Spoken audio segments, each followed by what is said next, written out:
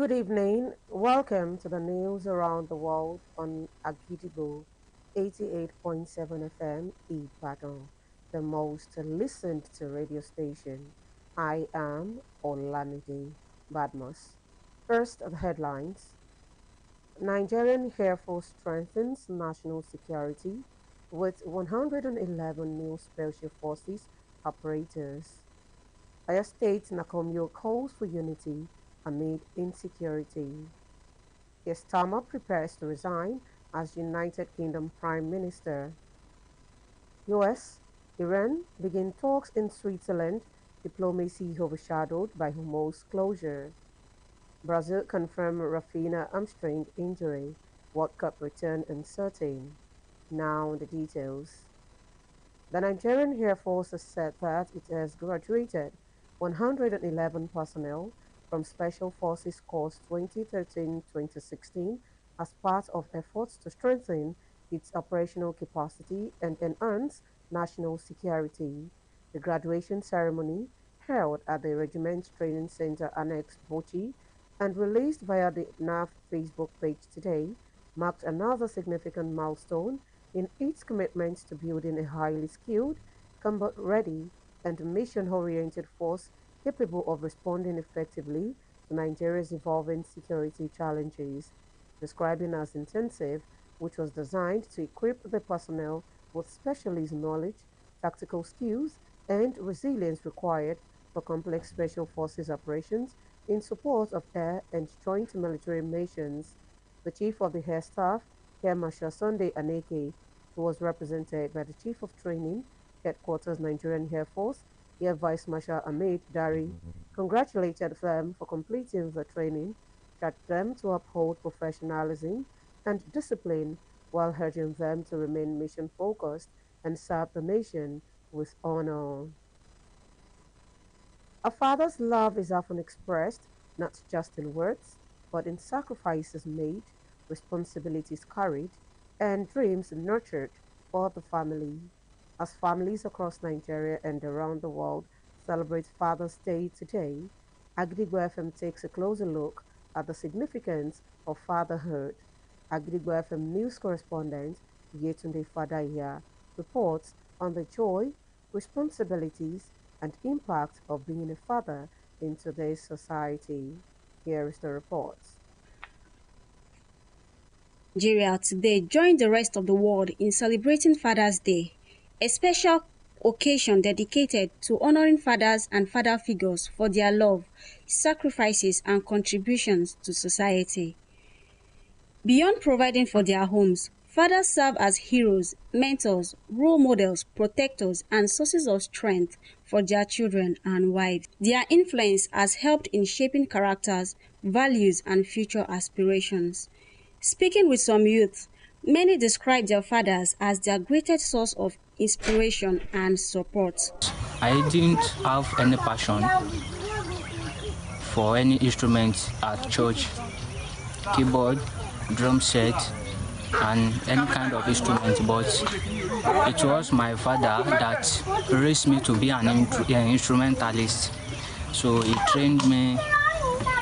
But he's a man that was strong, that even if I call him and I tell him some things, he will just try to give me an advice and teach me through and lead me through for some reason. I call him Popsy, I call him P-Man. If I call him that name, he's to be happy with it. In expressing gratitude to the love and sacrifice of fatherhood, Pastor Mrs. Christiana Oduayo appreciates her father, though late. I want him to be my father all over and all over again, because he's such a caring, even though there was no this time. To provide a broader perspective on the significance, challenges, and advice to fathers, the General Overseer of High Impact Ministry, Pastor Segun Ojo, emphasized the need for fathers to be good role models and keep their homes in God's care. The spiritual, the father is the one in charge of the altar of the family, of the home. He's the one God has placed that authority on. When he does well in that altar, that is praying for the family, the family will go a long way. As Father's Day celebration continue, Many agree that fathers remain vital pillars of the family and society, deserving of appreciation not only today but every day. Yetunde Fadaya, Agidigbo FM News. As Muslims worldwide celebrate the new Hijrah 1448, it remains important to learn from the migration of the prophets from Mecca to Medina 1448 years ago. For this reason, the National Council of Muslim Youth Organizations NACOMYO, Oyo State Chapter, organized the Hijrah Awareness Rally in an effort to educate the Ummah on the lessons of Hijrah. Gracing the event were important spiritual fathers and mothers, distinguished politicians, and students across Oyo State. Agidigbo FM's news correspondent Zainab Wahab reports. The National Council of Muslim Youth Organizations, NACOMYO, today hosted the Hijrah Awareness Rally for the commencement of the new Hijrah calendar, 1448 AH, at the Lake Salami Stadium, Ibadan. In his welcome address, Are Musulumi of Yorubaland, Edo and Delta, Alhaji Dawood Makanjuola, enjoined the gathering to pray for the safe return of the victims of abductions in Orire local government of Oyo State. Haji Makanjuola further distanced the Muslim Ummah from the abductors, saying that no true believer of any faith would cause chaos or pain to a fellow human. Speaking on the main lessons of the migration of the Prophet from Mecca to Medina, the guest speaker, Alhaji Muhammad Qasim Ajishafi Akilapa, said that the crisis challenging Nigeria today all stems from the loss of humanity. In an interview with Agidigbo FM News, the Turaki of Yorubaland, Mogaji Abdul-Jalil Karim Adanla, urged the Muslim Ummah to unite and stand together in the face of any calamity. To Muslim Ummah is to become one. As Quran said, it means hold on to the rope of Almighty Allah without division. If we do that, inshallah, we have better Islam. The Secretary to the State Governor of Oyo State, Prof. Musbau Adetunji Babatunde, in his speech, mentioned the notable lessons of the Prophet's migration, highlighting peace, commitment, and unity as important attributes to adopt at a time like this in Oyo State.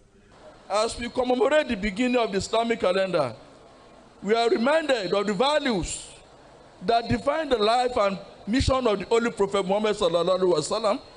That values represent what is called compassion, honesty, humility, peaceful coexistence, respect for others, and service to humanity. At the event was also the gubernatorial candidate of Accord in the 2027 general elections, Alhaji Abdurrahman Uriyomi Amzat, who was warmly received with cheers.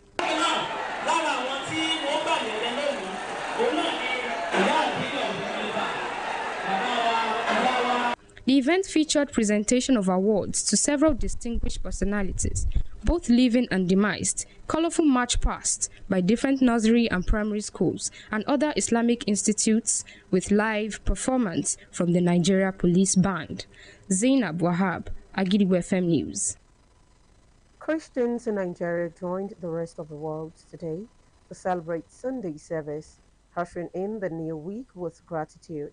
In the spirit of worship, members and saints gave thanks to God for his blessings and favor.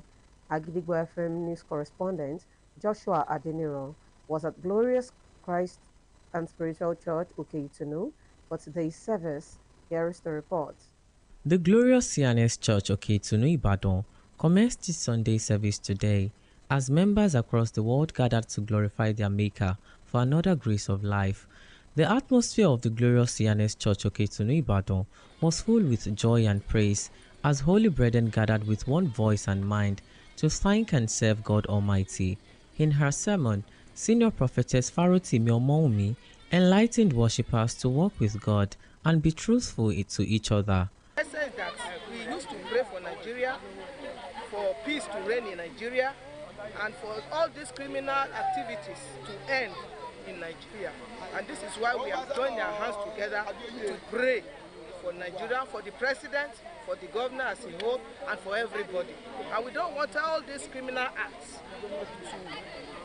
to be in our midst again. Inspired by the sermon, members shared reflections with Agidigbo FM on how it would help them live more like Christ each day. The theme of the message was mercy, and we really learned a lot. You surely have mercy on that person, and with mercy, you can go a lot. Prophetess Faroti Miomoumi offered prayers for Nigeria, asking God to fill the hearts of Nigerians with love, kindness, and integrity. The service.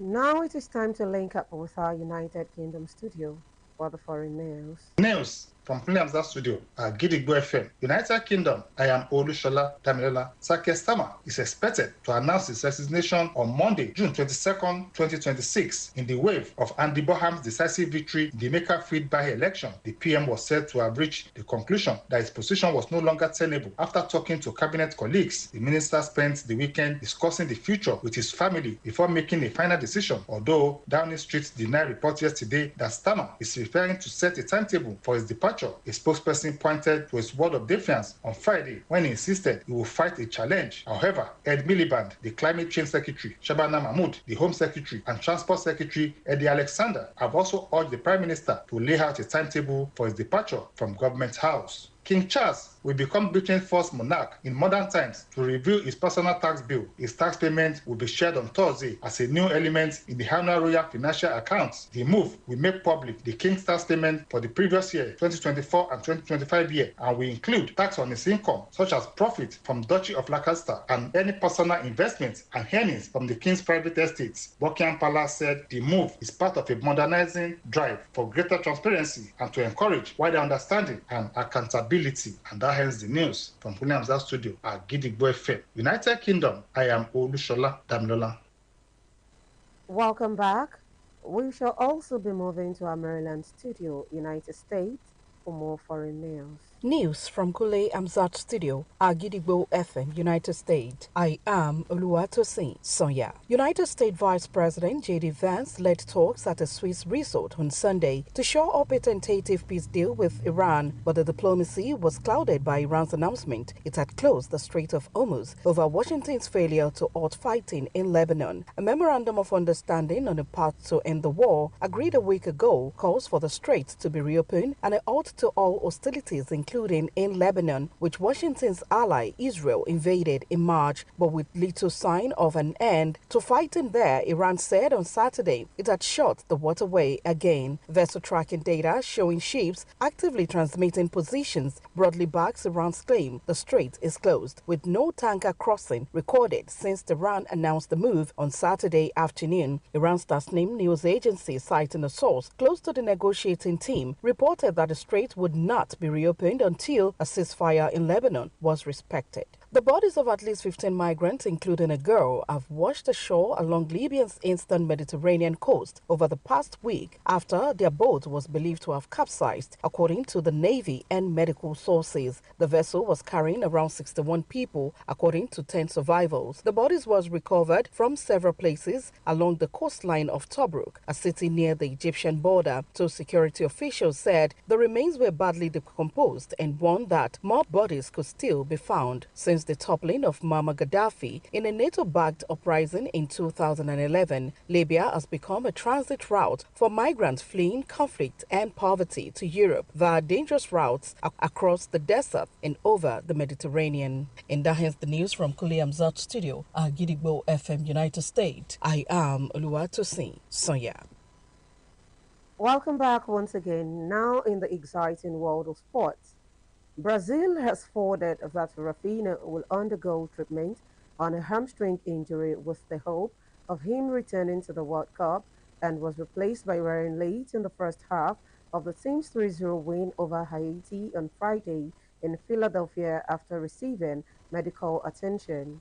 The Brazilian Soccer Federation team doctor, while speaking with newsmen, said in the aftermath of the match that the 29-year-old felt a problem in his right thigh and would undergo further tests. Meanwhile, Brazil coach Carlo Ancelotti confirmed that Brazil, who bounced back from a disappointing 1-1 draw with Morocco in their World Cup opener, moved to the top of Group C with the comfortable win over Haiti, adding that Brazil legend Neymar Jr., who missed the country's first two games with a calf injury, will be available for Brazil's next match, and they'll play Scotland on Wednesday in Miami Gardens, Florida, in their final group game. To wrap up the news this evening, here is a recap of the headlines. Nigerian Air Force strengthens national security with 111 new Special Forces operators. Oyo State Nakomyo calls for unity amid insecurity. Starmer prepares to resign as United Kingdom Prime Minister. US, Iran begin talks in Switzerland, diplomacy overshadowed by Hormuz closure. Brazil confirmed Rafinha hamstring injury, World Cup return uncertain. And before we go this evening, here is a quick tip. Your good deeds might seem invincible, but they leave a trail that is imprinted on the hearts of others. Finally, we have come to the end of the news around the world on Agidigbo 88.7 FM Ibadan, the most listened to radio station. I am Olamide Badmus. Thank you for listening. Good evening. News is information, and information is power. At Agidigbo 88.7 FM, we bring the news from top to bottom. The Oyo State Independent Electoral Commission, OISEC, has called for continuous collaboration. We bring you reports from Oyo State. The Oyo State House of Assembly has called for thorough investigation. Southwest Nigeria and the rest of the world. Has clarified that the body did not receive any cash support from international development. Trust us to keep you informed every hour, every day. Agidigbo 88.7 FM, the people's voice.